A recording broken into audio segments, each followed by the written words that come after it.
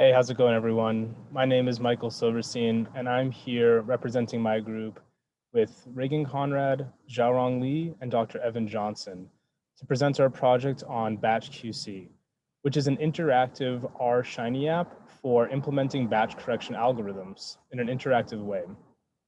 So the advantage of BatchQC is that it enables you to investigate whether your counts data, like sequencing data, has any sort of batch effects, which can be the case if your data was processed on separate batches by different people, by different instruments on different days, different institutions, essentially non-biological variation that you would want to remove from your data. So an important consideration when considering batch effect corrections, is whether or not to actually apply a batch correction implementation. So with our software BatchQC, you're able to investigate your data to see if batch correction is appropriate and then actually implement a batch correction method if it is. So we have our poster up on the website, but I figured that for this presentation, I'll just go through a really simple example using the R Shiny app itself. So I'm just going to share my screen briefly and bring us over to the Shiny app. So here is the interface. This is the home page right here. Up on the top, we have a bunch of tabs of different types of analyses that are possible in BatchQC.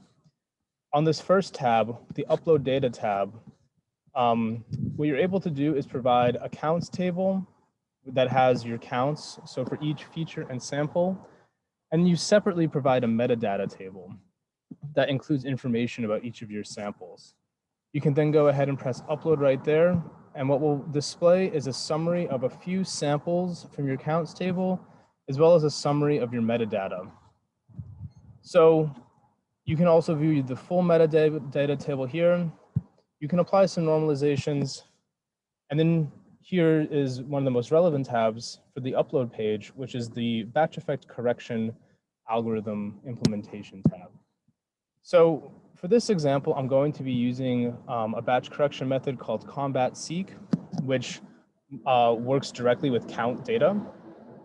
So, and what I'm going to do is I'm going to indicate the variable in my metadata that is indicative of which column is indicating what batches are. And I'm also going to select, which is batch in this case, I'm also going to select some covariates. And I'm going to indicate infection. combat-seq will use this information in order to model batch effects, but to expect variation for your covariates. So I've actually already run this. I've clicked this button here, which runs the batch effect correction. So now I'm able to explore both the original data and the batch corrected data in BatchQC. So one thing that we can do is look at the experimental design. Now this tab here, the experimental design, only involves the metadata. This is investigating how our batch variable is distributed amongst our covariates. So for example, we can see that for the covariate infection, these are the different levels of the infection covariate in this COVID data set. And here are the different batches that this data set was processed in. And you can see the distribution of how for each of these infections, how the batches were distributed. So sometimes, like for example, in series 9, these two different infections were there.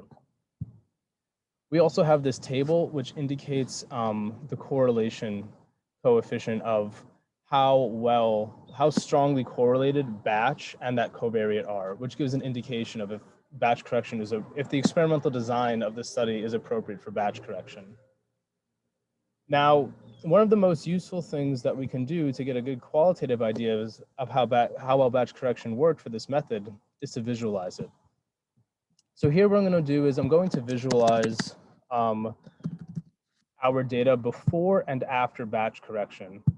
So I'm going to look at the original data, which is counts, and then I'm also going to look at our batch corrected data. So now these plots are being generated, and these are PCA plots. So these are showing how well our samples will cluster before and after batch correction. So this left plot here is showing the original data before batch correction. And all of the colors here are indicating batch. And all the shapes are indicating infection. So our expectation is that things should be clustering by infection more than by batch. But what we see here is that things are clustering by color. Color is batch. So in the original data set, the batch effects are outweighing the actual biological variation in the data.